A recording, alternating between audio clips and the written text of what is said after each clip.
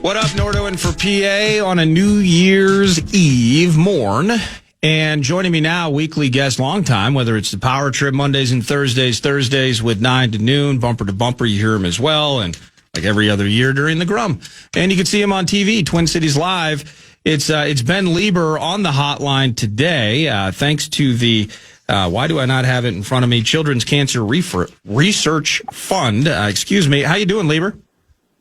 I'm great, Nordo. And, I was ready just to pick up right where you stumbled on Children's Cancer Research Fund. So it was there. Yeah, it was. Couldn't find it. I was ready to pull the trigger. Well, I'm actually glad the Children's Cancer Research Fund, whether it's St. Jude, your support of that in years past, but the Children's Cancer Research Fund, just really glad that you've used your platform and kind of gone out of your way to target opportunities that exist like those to support such a cool thing. So I don't know why that came to mind, but now that I can finally say Children's Cancer Research Fund without tripping over myself, just appreciative that you promote such things.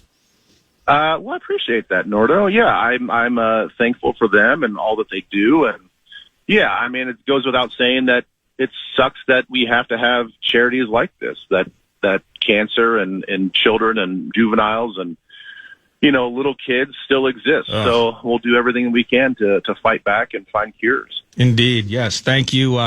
Children's Cancer Research Fund. Now, Mr. Leber at Nacho Leber, some Vikings bits that I want to get into with you this morning, but something I was pondering as I was driving into work that, for the most part, 9 to noon, I don't think that we have given enough credit to Sam Darnold for what he has done in 2025. And really, winning 26 games over the last two, or 27 games, over the last two seasons, and really finding himself after we remember, and it hurt, that Detroit game, the finale, and the red zone woes and everything. He's right back in the same freaking spot a year later, Saturday night in the Bay at the Niners with a chance to secure the 1 seed. Is it okay, given everything that's transpired, is it okay for me to root for? I kind of want to root for Sam Darnold on Saturday night. Where's your head at on that? Yeah, I mean, the fact that the Vikings are out of it, why not? I mean, I think we're all football fans. So if our favorite team's not going to be in it, find an emotional attachment that you can ride through the playoffs. And if your guy is Sam Darnold because of all the reasons that you just mentioned, then yeah, man, root for Seattle. I'll be rooting for Seattle. I think I want to see him kind of get that monkey off his back. Obviously you talk about the weight of the game and the similarities to last year at the end of the season and the way that he performed, and then the next game into the playoff. I hope that he goes out there and, dices up those Niners. And if they lose, at least it's not his fault. Right. And because it's just one of those things, like you think about how we analyze our team and we look through it through a certain prism. J.J. McCarthy, for instance. So we believe that into 2026 that we want him to have an opportunity to learn from what he experienced this season and be better. So why does last year, and specifically a 2-game stretch, have to define all of Sam Darnold? His previous 5 seasons, where at one point, he's the butt of a joke, Sam Darnold was in most cases. Specifically, you remember Charch just emotionally melting down when we got him in free agency, how embarrassing that was? That wasn't defining of Sam Darnold when he won 14 games for us last year. Why does that 2-game stretch then have to define him moving forward? You know what I mean? The ability to overcome and grow from adversity as sports fans, as you noted, I think that we should be rooting for that, in fact. Well, okay. I agree with you, but, some situations define players, and not every game is the same type of game. Not every game carries the same weight. Look at, let's say, Adam Vinatieri. You're right. He's a finalist for the Pro Football Hall of Fame. What do we know about him? Clutch kicks, right? It wasn't, I don't think anybody really remembers his statistics as far as he was 98% in the regular season, and then, by the way, he also kicked well in the playoffs. No, it's the memorable kicks. It's the clutch kicks. It's the ones that kind of defined that organization at that time. So, we have the same kind of the opposite going on with J.J. McCarthy in that, we love the fact that there's this gamer, this natural gamer that can turn it on in the fourth quarter. He seems to rise above in big moments and maybe not so much in regular moments, for lack of a better term. So as much as I want to completely agree with you, I do think that those defining moments are what set forth the reputation that you have for the rest of your career and kind of build that legacy. So unfortunately, if Sam Darnold is one of those guys that can kick all the extra points, but then can't make the clutch game-winning field goal per se, then that's going to end up being his legacy. So I do think that it's somewhat fair that we are kind of looking at him under a microscope for just a couple games, even though he's got a catalog of a lot of other really good games and a lot of great statistics and a lot of great wins the last couple of years. If he can't win the big games, then that might be something that's just too sticky to shake off. Yeah. No, you're dead right in that regard. And he has an opportunity to shake that off, and we'll see if he can do it Saturday night. I will get back to the postseason. It's just a fascinating playoff grouping that we have in front of us. Potentially want to get to that, but in terms of our favorite team with the border battle around the corner, everything that has popped over the last few days. It's super hot. The talker of talkers. It exists between two people, Brian Flores, whether he'll stay or whether he'll go, and then Harrison Smith, whether he'll stay or whether he will go. What do you think of all this Flores steam over the last week?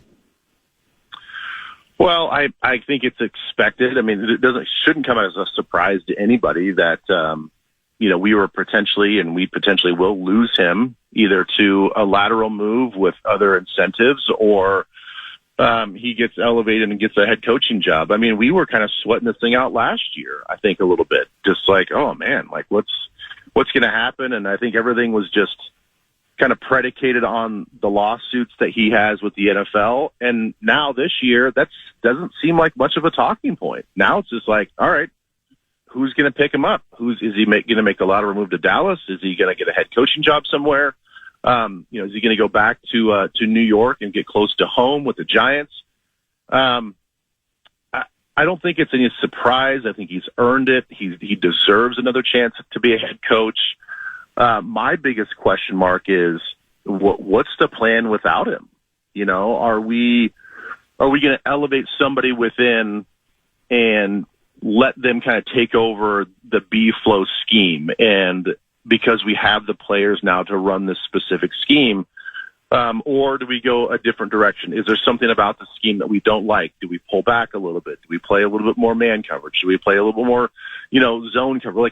What is the plan going forward, and how is our defense going to look, and what are our individual players going to look like in that said scheme? So I'm almost kind of shifting my attention into what's next, because I just kind of feel like B-Flow's gone no matter where he goes.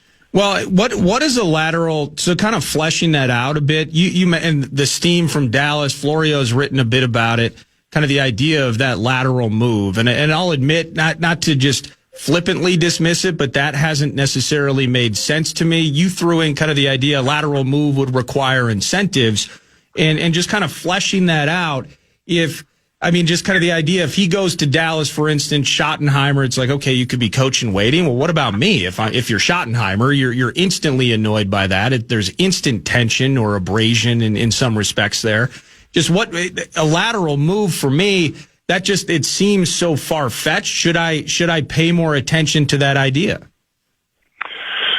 Well, it doesn't make sense to me. I would not have thought about it unless Florio wrote about it. And usually he's got a little bit of steam, but I was kind of casting my gaze into, all right, what's the head coaching gig that he's going to get? Because why would he?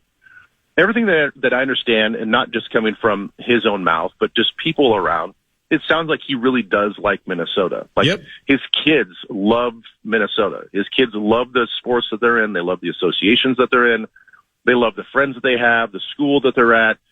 So all that being said, I don't know why he would want to make a lateral move, and I'm not really sure what incentives we couldn't match here with Minnesota. So I didn't put much stake into it until I just see the steam and the smoke from Florio. Then I'm like, well, I guess we have to chew on this. I don't know why we have to chew on this, but let's see what this looks like. And again, if I'm a Dallas Cowboys fan, and if I'm Brian Schottenheimer, I'm like, well, why would this guy want to come here if he's just not going to be the coach in waiting, which means that I'm a lame duck coach. So all of a sudden now I'm going to get undermined and undercut from my own ownership. And then you want me to go out there and try to lead this group of guys when everybody feels like the writing's on the wall that B-Flow is going to take over. Like, it doesn't make any sense to me. And I'm not even sure why, if I'm Brian Flores, like, why would I want to go into that situation? Like, why would I want to immediately step foot into a toxic situation? So I don't know where Florio is getting this information. I don't know what he's heard on the street or what, but I don't get it either. So like I said, I'm kind of casting my gaze more into what head coaching vacancies are going to be out there. Yeah, I agree. And as I've talked with PA about too, I just like Pittsburgh for me has really been just kind of that's the spot. I don't know why. I feel there's a connectivity there where he found that safe kind of nookie blankie after the whole Miami kerfuffle went south. I'm just looking at Pittsburgh. Now, to that, we had Kevin O'Connell in studio yesterday at TCO, and there's a moment, and Kevin handles any question, good, bad, or ugly. He'll find his way through it, and very articulate and sometimes very expanded answers from the head coach. But I almost felt for a moment as I was watching the coach, PA asked him a question about Harrison Smith, and just kind of what do you think of this? I think is how he framed it up. Kind of basically, if Flores was to go somewhere else, how maybe that impacts Harrison Smith's decision. And for just a split second, I'm looking at the coach, and I almost found a guy questioning his own mortality, where he's thinking first, like you mentioned, what the hell this defense looks like without Flores next year, and what it might look like without Harrison Smith. Now, what, from your vantage point, how would it look without Harrison Smith? How vital has he been to this operation? I mean, it's future HOF. Some of that is very clear to answer, but just the situation with Harrison moving forward really feels just as tenuous as it is with the defensive coordinator.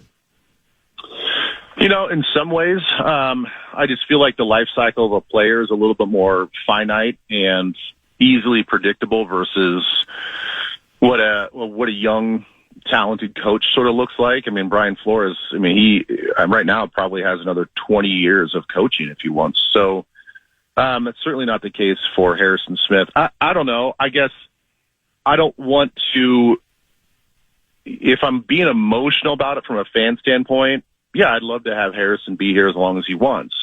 If I'm making a business decision and I'm in the front office, you got to start making plans for him not to be there. Yep. And almost making plans for him not to be there is like, not just like, oh, let's find a backup here and there to groom. Like, no, you need to find his replacement like now. You need to find out who that guy is now, because as great as Harrison's been the last couple of weeks, I know he was coming off, an illness type thing at the start of the season. He's talked about, kind of getting his strength back. Took him a while to kind of get that energy back and get in game shape. So, he's got definitely an excuse of why he started the season slow, but it certainly has not been the consistent play that I think that you would expect throughout the 16 games so far. So, I don't want to get the last couple of games, making that like a cloudy decision. I think that regardless of what Harrison wants to do, I think that you almost have to picture him not on the roster next year, and you're going out to find his replacement. Yeah, and it's now as part of this, as we're celebrating what we saw, the dynamo defensive performance, and now I'm just begging in the border battle, let's get number 22 a pick so we can get into that 40-20 club with Rondé Barber, Charles Woodson, 40 picks, 20 sacks. That'd be sweet. That's all-time stuff. But it felt like Flores maybe acknowledging, to your point, slow start combined with maybe ain't as fresh as the hitman used to be. A lot more blitzing, a lot more time at the line and not bailing. It felt like Flores maybe just kind of, in the way we're looking offensively, to figure out what works with the kid QB. The defensive coordinator figured out what worked for number 22, and it's kind of paid dividends over the last month. Yeah, it really has. And the thing is, in a perfect world, you'd have a healthy Josh Metellus, and you'd have another safety out there that you could really trust in the deep center of the field. I know that we've kind of rotated with like Jay Ward and Jackson, but I think that he definitely has figured out that if we need a trigger man to this defense, there's no better player than Harrison Smith because he's so cerebral and he understands what's going on. So he can handle the line of scrimmage stuff. He can handle the audible stuff. He can also, kind of rotate back to that deep center field. But I think in a perfect world, I think that you'd want to have somebody that can be a little bit more trustworthy in open space. And I definitely think that that's where in the last couple of years, Harrison's kind of struggled is he's just not the same guy when he's in coverage, and he's not the same guy when he's in the deep middle of the field. So where can you best use him? Well, at the line of scrimmage, where he can make some calls, he can blitz, he can do those things and act sort of like a pseudo outside linebacker. That's great that we figured that out. But I think going forward, if you really want to make this defense hum, you would change up who that guy is. You would have a guy at the line of scrimmage on the other side that's a safety that can rotate back and forth or do whatever, not always have to have Harrison Smith do it. Then you've really got a wild card to the defense because now you have no idea who the trigger guy is on defense. You have no idea which guy is going to rotate back there. Border battle this Sunday, and it's a nooner. And just beat the Packers, right? Become go 9-8. Who cares? Throw records out the windows. It could be Brosmer versus Clayton Tune. Just get the W, right? Yeah, that's what it is. Let's find some storylines that we can follow, and let's hope that the guys show up on both sides and they make it a competitive football game.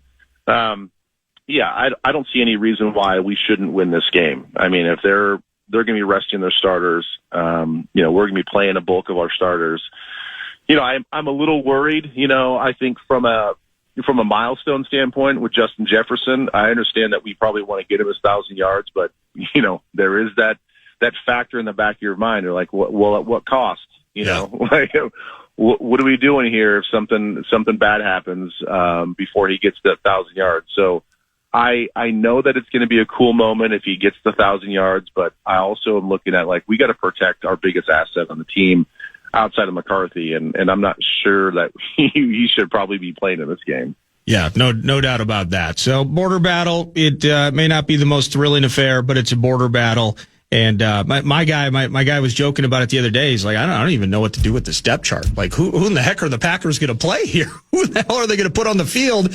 I got Bo Melton starting at wideout and corner probably in a game like this. Just a weird one it'll be. Time for one or two more. Who's your favorite team in the NFC in terms of the playoffs?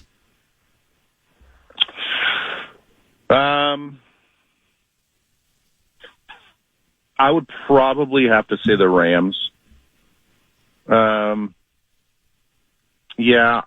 think, as we all know, it is about the defense a lot of times that comes out to play and are the biggest factor. And I hesitated because as much as it's probably an unpopular opinion, if the Eagles can figure it out, nobody wants to see that defensive front. If that defensive front is motivated and ready to go, I don't know if there's a better defensive front in the league. It's just whether or not they're going to be healthy and they're going to be firing on all cylinders and they can kind of hold it together internally with some of the mayhem that's going on behind the scenes. If they can just rally together, I'm a solid unit for a playoff push, they're a tough out. I don't care what you say about Hurts, and I don't care what you say about maybe their offensive woes. Their defense is scary. And I could say the same thing about the Rams, but the Rams have definitely much more of a cohesive unit on the offensive side. So I would say right now the Rams are probably going to be the toughest out. Is we were doing kind of this what if this happens scenario? We were joking around like Houston Texans. They got Ed Ingram on the offensive line. What if he makes some sort of game-winning type block to clear the road for a Woody Marks in a Super Bowl? And we're all just thinking, well, we used to have that guy. That's not fair. What about Garrett Bradbury in New England. You think about that. Of course, we mentioned Darnold and what kind of emotions that might stir up if you see him hoisting a Lombardi. What if Sean Payton and those stupid Broncos with Bo Nix find their way to the 1 seed and find their way to winning a Super Bowl? I mean, right now, quarterback conversation in vogue as it should be. The top 2 teams in the AFC have 2 throwers that were in the same draft as the kid we took. We know the Bears making a play. They have Caleb Williams. Not that May or Williams were ever in the cards for us from a draft perspective, but what do you think about the AFC and the rat's nest? I still think whoever gets that home field advantage, like good luck beating the Broncos in Mile High, good luck beating Vrabel at Gillette. Like that's kind of how it weighs out for me. It's just there's not a clear front running juggernaut on that side of the conference.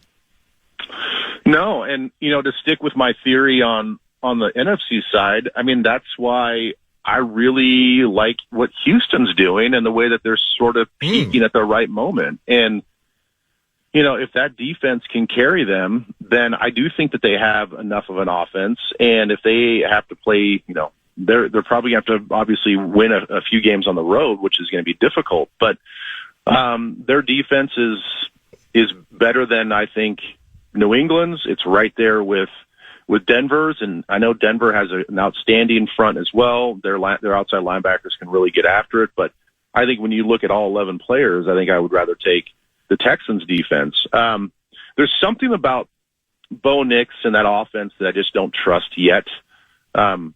He definitely has a game or to him. I think he's got the intangibles. I don't think that he's mentally ready yet to handle a championship run. I definitely think that Drake May is, and I think that they're probably poised, obviously, if they've got home field advantage, to make a push. So I'd put it between the Texans. Well, gosh, here's the other thing.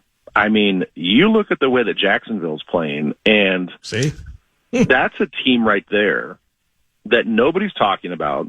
They will perpetually fly under the radar because of where they are in the small media market. But if they're, running those, screen games and that short, quick passing game, and they're letting their guys go out there and make plays like they have been doing, I mean, they can be a tough out, and their defense is playing well. And I would say that all 3 phases from a team standpoint might be the strongest of those teams I mentioned. So it really is going to be a crapshoot in the AFC. Yeah, it's crazy, man. Hey, thanks for all you do for 9 to noon and making a play to join Wednesday instead of course, the holiday tomorrow. But have an awesome New Year, man, and we'll catch up next week. Yeah, you too, man. You guys going to do any celebrating tonight? I mean, I got kids and stuff, and we're going to get the neighbors together. That's what we do with young kids, is let the kids run around, tear the bleep out of somebody's house, and we sip on some scotch and ring in the new year. Love it. You doing the 11 o'clock or the midnight?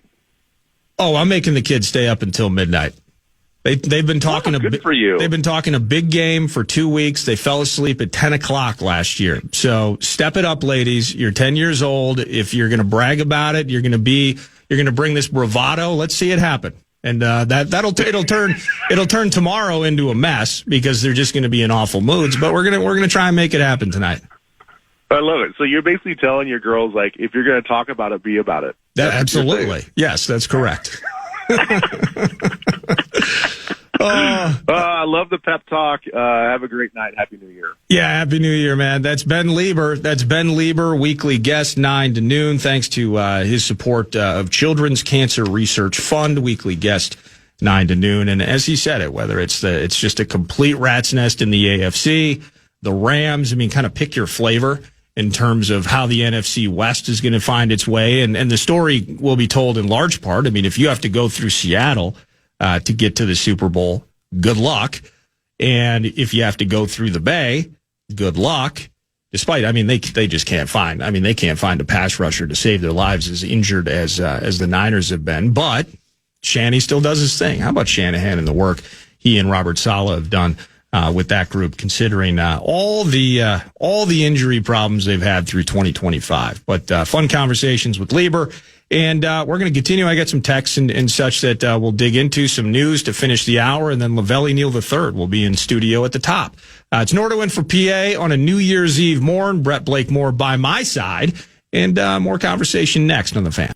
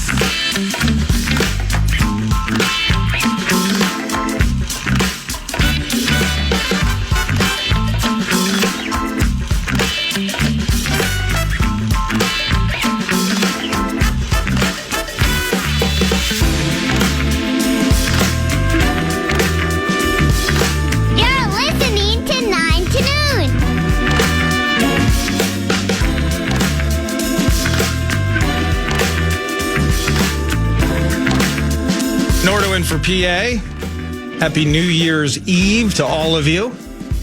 Awesome holiday upon you. I hope there's always like have a safe one. Well, yeah, of course. Please, be safe, have fun. We were talking about it last segment.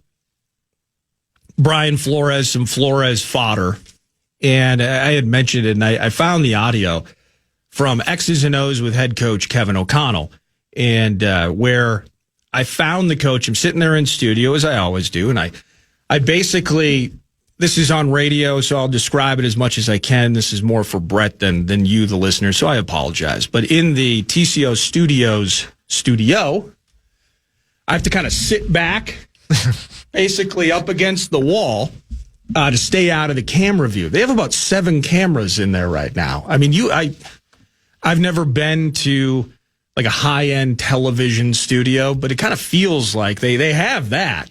But then they have like these like 6 or 7 4K cameras in there, and they're getting at you from every angle. And so I got to hide up against the wall like I'm a cat burglar. I just got to stay out of view here. It's like your Mission Impossible, yeah. So, but I get to I'm in the room and I'm watching it unfold. And this is the moment where I'm just kind of, and I mentioned it to Lee, like I felt like the head coach was kind of questioning his own mortality in terms of what the 2026 edition of the Vikings might look like without either the defensive coordinator or Harrison Smith. What do you think of this? Because when I or others talk to Harrison Smith, there's a side of it where he's like, this individual defense that I'm in, mentally stimulating, puts me in a good spot, and it's good. So now, can you take the Harrison Smith forward-thinking conversation and kind of tie it to what's next for Flores, whether it's here or somewhere else?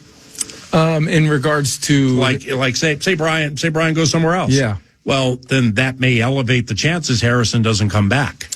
Well, first of all, I'd not like to think like that, PA. But second of all, what I would say here is, I do think what has been built here, especially, over the second he goes on with, part of the season into the he goes on with a longer, let me see here, there we go. He goes on with a longer answer, a typical Kevin O'Connell answer, and actually does not. He, in the end, I'll admit it here. You can listen to it podcast. He really never comes back to the concept of those two being linked. But again, he's thinking about it. The way that you are thinking about it as Rubes, as fans, I'm a Rube, I'm a fan, I'm thinking about it. Anything that we're thinking about, the coach has probably thought about. And especially this particular coach, who appears to spend most of his existence thinking about everything from every angle. But I was watching there again, pressed up against the wall. Can't get in the camera angle. You never know which one VEN's using. So, the heavy producer needs to stay, has to get small and get out of the way. But watching him kind of question his own mortality a bit. And I think, the PA hit the nail on the head with that particular question in the vein that I think that it is truly linked. And it's not something, we can talk about just even a year ago, kind of the idea of whether you're getting quotes from Smith himself, just how much he's really loved playing in this defense and really bringing out, not that I don't think he ever lost the love for the game, but you kind of hear it once in a while where a player's like, I kind of rediscovered just how joyful it is to be blessed with the ability to play in this league. And I think a big part of that has been his connection to Brian Flores. Now, I don't think the Vikings are thinking, well, we need to bring Brian Flores back, and that Harrison Smith returning as part of that is the top of the list. I think the head coach is the team's thinking, and the head coach is thinking we need to bring Brian Flores back because, my goodness, what the hell does this thing look like without the defensive coordinator and without your potential Hall of Fame safety in there? And I received some texts. I got this from Kyle and Santi. Any confidence in Theo Jackson at safety? I feel, and this is Kyle saying, I feel like he didn't have any impactful plays all season. And for the most part, Kyle and anybody that I would have to agree. And you wonder again, the coach is thinking and doing the mental machinations in that conversation with PA and probably having more vocal and direct conversations in some office at TCO, what this thing looks like when you pull 22 out of the mix. I've joked about it many times. Flores has gone out of his way. He did it early on, maybe late 2022? So, no, it wasn't. That was Donatel. 2023, I should say. Where it's like, I want to bring Harrison Smith to the sideline, and I want to keep some tread on the tires, but I can't. Flores blatantly said that. I can't. And that's how important he is to what Flores wants to accomplish. So the combination of the inability, you heard it with Leber, if we're going to move on, you got to find his replacement now, right? For Harrison Smith. Theo Jackson's not his replacement. Jay Ward. Actually enjoyed some of Jay Ward's play this year. And specifically more recently bringing him in. You saw him playing outside really as a corner. Outside tackling has been, for this defense, over the course of 2025 at large, has been an issue at times. Jay Ward, good tackler. Tavier Thomas, not a replacement for number 22. So, but you all know that. And so whether it's drafting, whether it's identifying a replacement via free agency, they just haven't been able to do that. And so you're in a spot now. Are you judging Harrison based on his quality of play, or are you judging Harrison Smith on just, well, it ain't like it used to be, but it's still the best we got? And maybe the answer lies somewhere in the middle. But to that point, Harrison Smith, if we're going to start going a la carte here year by year, then I believe, and I think that it's absolutely true, that if he comes back, it will not only, but almost only, an important part of that will be because Brian Flores is indeed your defensive coordinator. Now, talking with Leber about that a bit last segment, as the coach, again, question is, what is this defense going to look like without him in the mix? The lateral move idea, to me, I can't call it preposterous, because the moment I call it preposterous is the moment that Flores makes a lateral move. But I mostly think that it's preposterous, and whatever those incentives are, and that's all in combination again. Now we're making the assumption that Brian Flores absolutely truly does need and want another opportunity head coaching in the NFL and everything that goes around with that. Right now, he gets to focus on the defense. That is his job. He does it at a super high level, which is why it's such a hot talker. Does he want to become the head coach where now he is having meetings, he is having many more press opportunities than he does? PA mentioned some of that, I believe, yesterday. That's an interesting part of this in terms of the schedule and the workload and everything that goes around with it. This is after the bad taste left in mouths across the board, leaving Miami during his tenure. But if he's going to be picky about the opportunities, so let's just take the lateral thing, not interested in that at the moment. But what are the opportunities that he's going to potentially have in 2026 in terms of head coaching jobs? Right now, there's only two coaches that have been already let go. Dable with the Giants. He's gone. I think it's Mike Kafka. That's the interim. And then I'm totally losing it. Was it Callahan? I think it was Callahan that was fired. It's the Titans coach was fired. And I forget the name of the interim right now. But those are the only two spots in which we know we'll be seeking new head coaches. Okay, Giants. Well, you got Dart. You got Scadaboo. I think there's an expiration date on that with the way Dart plays. Scadaboo just doesn't strike me as a guy that's going to have a 15-year career. Yes, Brett? We may have a starting quarterback against the Vikings. I thought you were going to tell me that Brian Flores, there's a rumor about him making a lateral move. So this just broke. Okay. Desmond Ridder is signing with the Green Bay Packers practice squad and may play against your purple. Yeah. Who's inside information. Yep. That's why they're signing him. That's why we got Ben Sims back from the Pack, who actually the Packers took at one point because he played for the Vikings. It's all, he's looking for Xerox copies of the playbook. Typical border battle stuff. Desmond Ridder signing. He probably is it likely the starter? Was I just being dumb then, Brett, and just assuming that definitely no Love, definitely no Willis, so it was Clayton Tune, and then would Ridder be signed now potentially as a backup on game day to Clayton Tune? I mean, I read this. I mean, I guess how long does it take to understand the offense and blah, blah, blah, or does it matter? You're the diseased Packers fan here. Yeah. I think he's coming in as a backup to Tune, right? He could be. Or what if he has the subterfuge ready to go and he just plays? Either way, it's not going to be good for the green and gold. There's not a winning formula between those two quarterbacks, I don't think. Yeah, Desmond Ridder, now a member of the green and gold. Watch out. See, and if PA is listening to this, I don't know what his schedule is today. Maybe add Desmond Ridder to the depth chart. I don't need to tell him how to do his depth chart, but that's what that's what this has come to. Desmond Ridder, Clayton Tune, Bo Melton. What a season for both teams, really. But yes, just the Flores fodder, and it's not fun to talk about the idea of him leaving. I just, as I look at it, whether it's the Giants and Abdul Carter, they have a little bit of a few pieces there defensively that they have to work with. Dexter Lawrence is showing his age.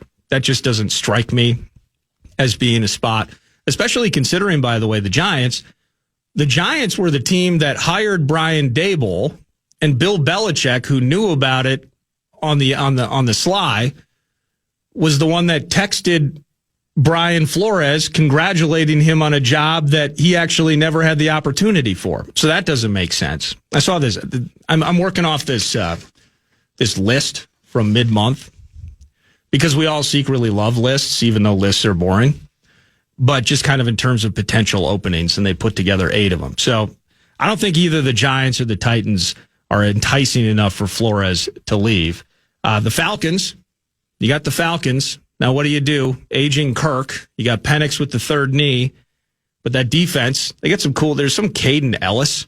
I think that's his name, Caden Ellis on the Falcons, who is just a freaking tackling machine, has like the most tackles over the last 2 years as he has made himself one of the absolute studs on that defensive unit for the Falcons. Pierce, I believe, is a rookie. There's another rookie. I think they took 2. But they have some young pieces there. They got Bijan. But I don't know about that. They put on this list, though, the Dolphins, potentially an opportunity. There's something that tells me that the Dolphins won't be in the mix in terms of a Brian Flores coaching job.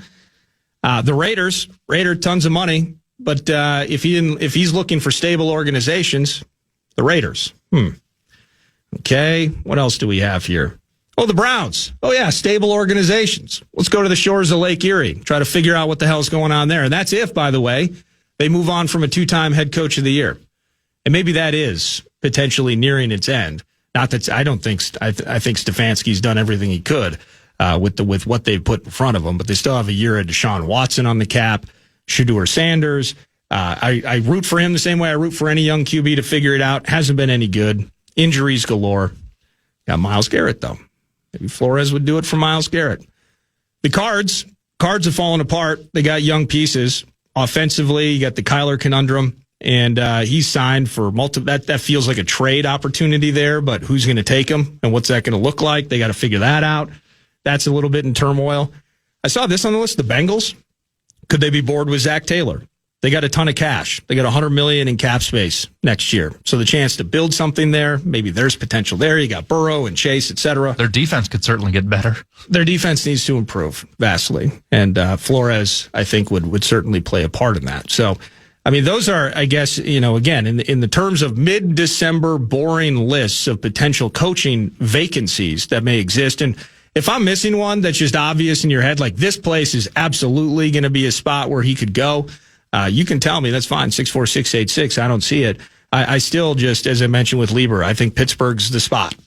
Pittsburgh's the spot. I always felt it was going to be a baton toss, and it didn't work that way. He comes here as a defensive coordinator. Tomlin, I think, signs a new 3-year deal. But I just, the pickiness of it here, he loves it in Minnesota, but the pickiness of it, if there is going to be a second head coaching job, I think Flores is more than patient to wait for that thing to fit. Wait for it to be right. Not the chaos of Dallas, not the chaos of some of those bad teams I mentioned, but an organization like Pittsburgh. And if it's going to happen, I just think that would be the spot to watch. And I just don't think that's going to happen this offseason. So that's Flores fodder from the producer's angle. And we're going to continue. I mean, we got, 2 weeks and then the contract's up. But moves are being made and conversations are being had at high levels, I'm sure. And we'll get some finality on this, hopefully sooner than later.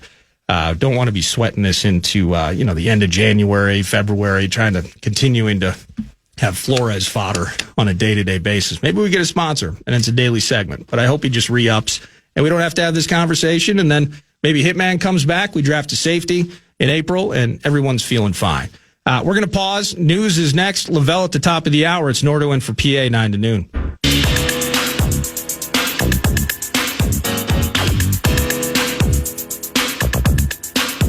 Yes, Robbie.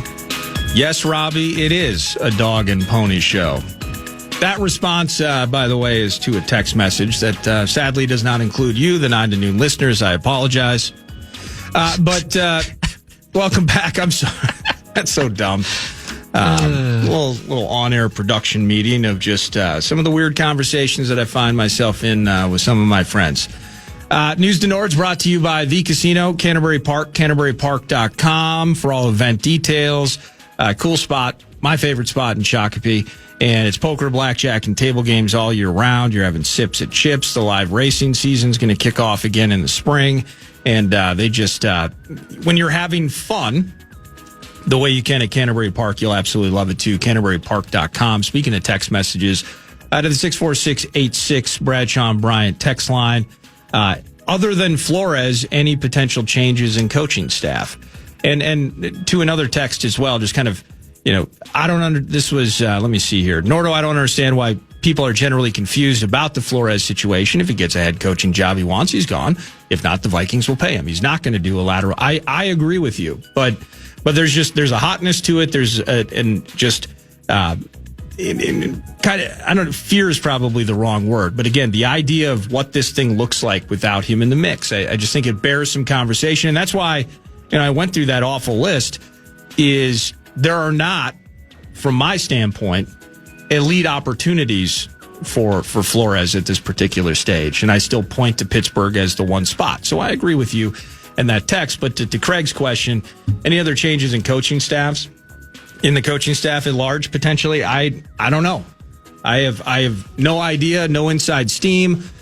It's not like I'm texting with the head coach. I do get the chance to interact with people and just kind of put dots together, might you say.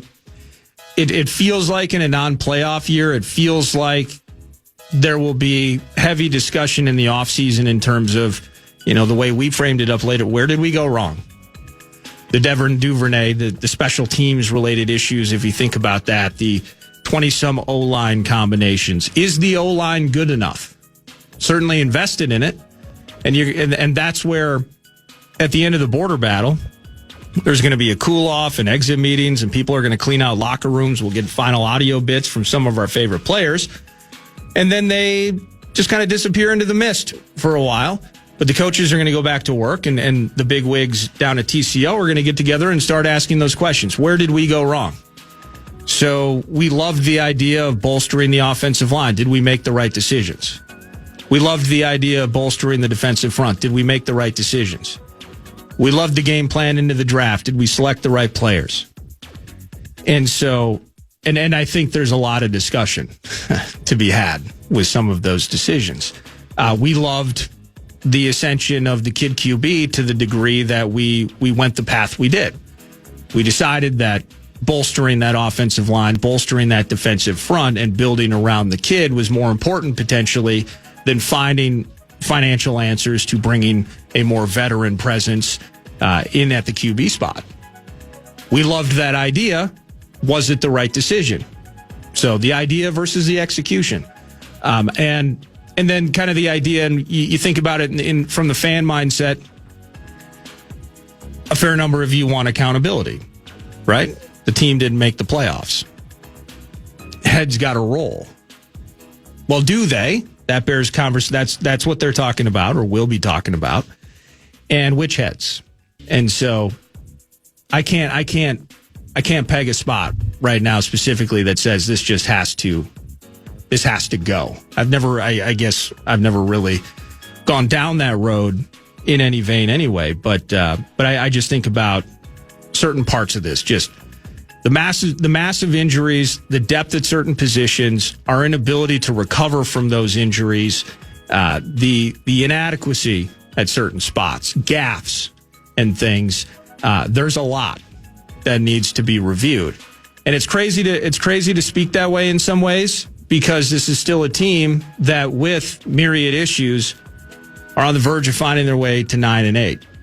I mean, some low-rated opponents down the stretch here helping to maybe pad the stats a bit, but all the same, the win-loss record being where it is, given where we came from, wow, what a year. Lavelle's going to join us next segment, but the reason that I went down that road is, well, Lavelle texted me and told me, hey, roads are a little slick.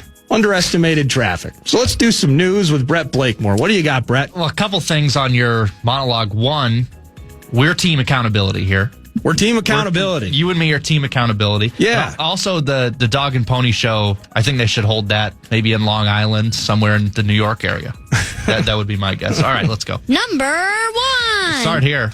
Riker Lee, the Michigan State Spartan, gives it over, gets it back, left side, circle, back door, shot, score!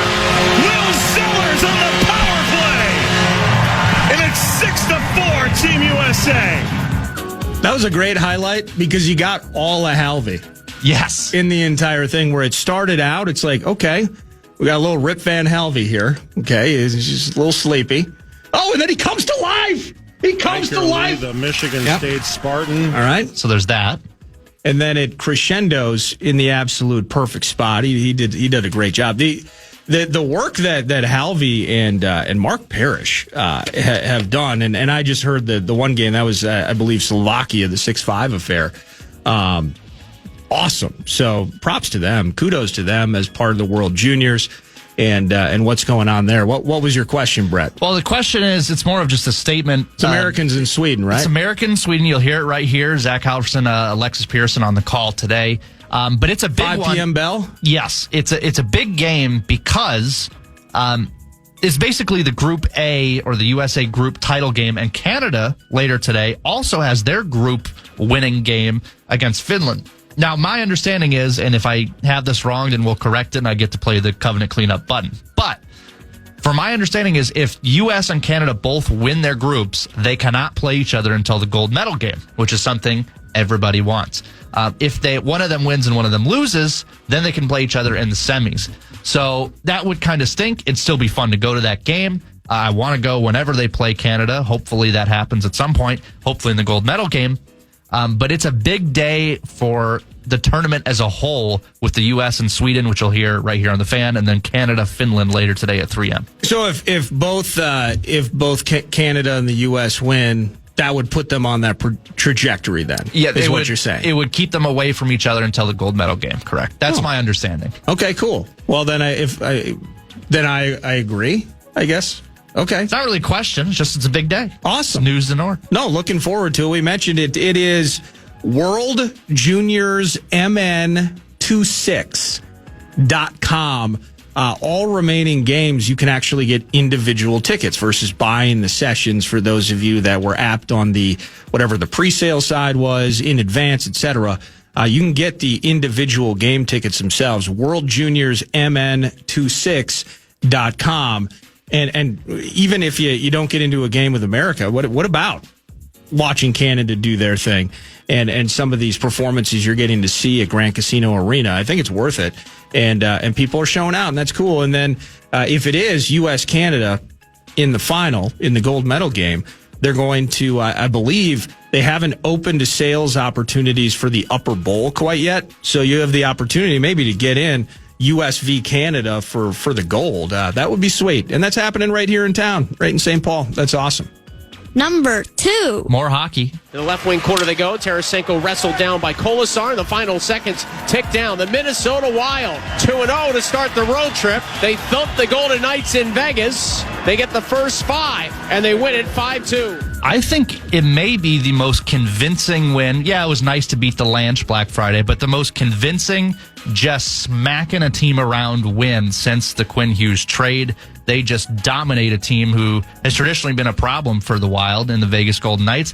Now they get to go to the Shark Tank to play a Sharks team that's, well, like, okay, I guess. You'll hear that extended pregame Wild Weekly, but a live Wild Weekly. Me, Kevin Fallness, Joe and Tom from the booth. That's at 2. We'll hear right here on the Fan. Puck drop at 3 in San Jose. Yeah, they should get the win. And, I mean, if it's every other, Gus was tremendous most recently. Does he get the net again since he got a couple days in between? Or will it be yes, sir, yes, spur, as in the Wall of St. Paul, Mr. Volstead? You know, the convincing, yes, I would agree with you that it's convincing. Not the most thrilling, but the most convincing. Now, Fallness, you heard Fallness in here trying to pour water all over. Well, they're beaten up. Hey, hold on. They don't have anybody playing for them right now. And the Golden Knights are struggling from a health standpoint. Wet blanket Fallness, I've always said. And they're going to find a way to get a guy on IR, and then he's going to bounce back for the playoffs, and so they won't have to count him against the cap. And they're going to operate in hijinks. Nobody's counting out the Golden Knights. At least they shouldn't be. But no, I would agree. Yeah, convincing or dominating. That's probably the most dominating performance since they got Quinn Hughes.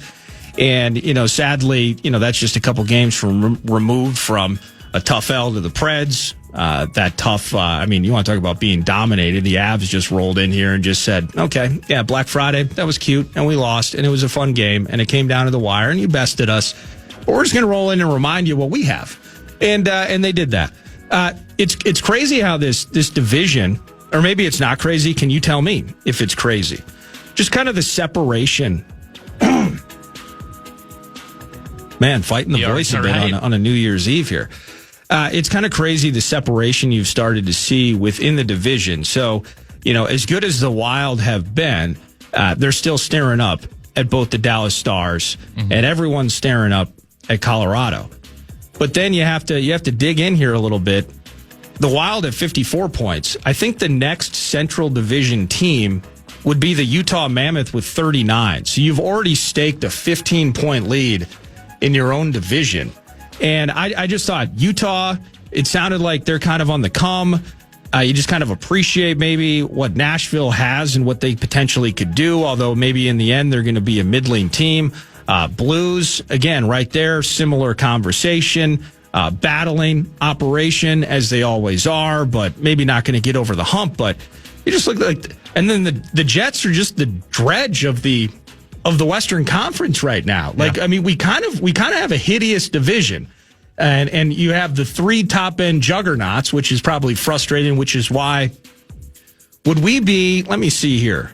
It's kind of like the SEC when I was growing up and in high school, where you have like the 2 or 3 just powerhouses, and you have Vanderbilt and Kentucky. And then just the sleds, just the walkovers.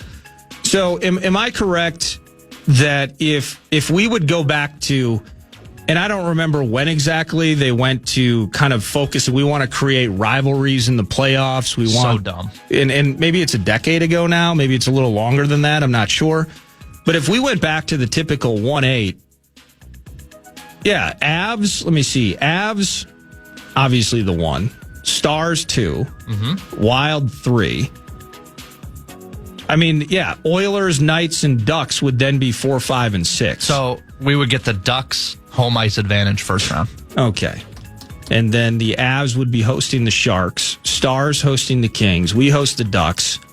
Oil and Knights. They kind of had a great series. They had a fun series this last spring, didn't they? Mm-hmm. Yeah. At some point, they did. Yeah. And it would make a great series again. We need to go back to the 1-8. Is that a hot talker in hockey? It is a talker, and it's been said. I mean, think about it this way: in the league standings, the entire NHL, it's Colorado, Dallas, Minnesota, 1, 2, 3. So the third place team in the entire NHL does not have home ice advantage in the first round. We'd have to go to Dallas. We'd go to Dallas. Yeah, it makes no sense at all. There's no benefit. How does the NHL not see this? I feel like when Bettman makes a decision, I mean, how long did the Coyotes stay in a college rink, 2 or 3 years before they're like, all right, fine. We've got a good old mullet. Yeah, exactly. Was that where you got that Arizona State jacket that you're wearing right now? Right around that area. So you visited mullet. I have. When you went to Arizona. Yeah. Oh, good for you. That's and cool. At Forks Up, we love that. It's great rink for the Sun Devils. For a person that shaves his head, what a perfect spot for you. Oh, it's the best. We need to go back to 1-8. 100%. All right. I used to not. I don't need to have, it's so cool that we have this division matchup in the playoffs. No, it's not cool. Nope. One of the 3 best teams in the NHL is going home in the first round. No, that's unacceptable. All right. Anything else? You got one more and then we'll break? We can do a little Wolves talk. They get the Hawks today to face Trent Tucker's number 1 target for the Wolves, Trae Young. That's at 2 o'clock, and I believe it's on the Wolves channel on the iHeartRadio app. They had an embarrassing performance at home last Saturday against the Nets, where they just didn't show up at all. Then they went to Chicago with the Prince uniforms and beat around the Bulls 136-101. So hopefully that continues on the road trip in Atlanta. Yeah, you get to see Nickeil Alexander-Walker as well today, former Timberwolf, somebody I think the team is just missing dearly right now. And then just by nature of the cap, and we got second apron here and tax liabilities there, you couldn't afford to keep him. But he's earning his paycheck down in Atlanta. He's been very remarkable and terrific through his first so many games with the Hawks.